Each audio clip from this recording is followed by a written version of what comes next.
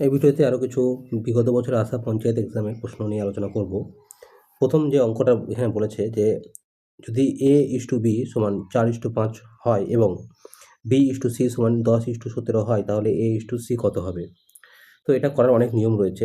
১ নম্বর নিয়ম আমি বলছি, সেটা হচ্ছে যে A/B এখানে কত বলেছে 4:5, তাহলে আর এখানে বলেছে B/C কত না 10:17।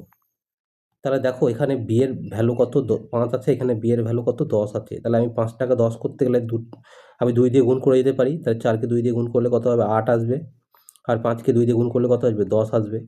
তাহলে দেখো প্রথম ক্ষেত্রেও b এর মান 10, সেকেন্ড ক্ষেত্রেও b এর মান 10 সমান হয়ে গেল। তাহলে আমি এখান থেকে a আর c এর অনুপাত বলতেই পারি কি না, এখানে দেখো a এর ভ্যালু কত আছে, a দেখো 8 আছে, তাহলে 8 লিখে দিলাম, অনুপাত চিহ্ন দিলাম। এখানে c দেখো কত আছে 17, তাহলে 17, তাহলে 8:17 হচ্ছে অ্যান্সার, অপশান হবে বি। এটা একটা। 2 নম্বর হচ্ছে বলেছে যে পি এর স্যালারি 25% হায়ার দেন কিউ, অর্থাৎ পি এর বেতন কিউ এর থেকে 25% বেশি। তাহলে হোয়াট পার্সেন্ট অফ কিউ এর স্যালারি লোয়ার দেন পি, তাহলে কিউ এর স্যালারি কত শতাংশ পি এর থেকে কম। তো আমি এটা অনেকভাবে করতে পারি। 1 নম্বর হচ্ছে আমি ধরে নিচ্ছি কিউ এর স্যালারি যার থেকে কম বা বেশি, সেটাকে আমি যদি 100 ধরি, তাহলে কিউ এর স্যালারি 100 টাকা ধরছি, তাহলে পি এর স্যালারি 25% বেশি। 25% বেশি মানে কি 100 টাকায় 25 টাকা অতিরিক্ত বেশি, তাহলে 100 তো ছিলই, তার সঙ্গে আবার 25, ঠিক আছে, তাহলে যোগ করে কত পেলাম 125।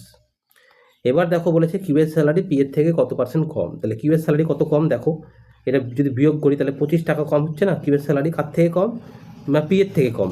তাহলে শতকরা বের করতে গেলে নিয়মটা হচ্ছে কত টাকা কম সেটা উপরে লিখবো, নিচে লিখবো যার থেকে কম বোঝাবে, এখানে পি এর থেকে কম, তাহলে পি এর ভ্যালুটা 125 নিচে লিখলাম, দেখে পার্সেন্টেজ শতকরা আনতে গেলে উপরে 100 দিয়ে গুণ আমাদের। তাহলে 5 25 125, 5 আসবে, 5 20 100, তাহলে 20% বা 20% হচ্ছে আমাদের অ্যান্সার।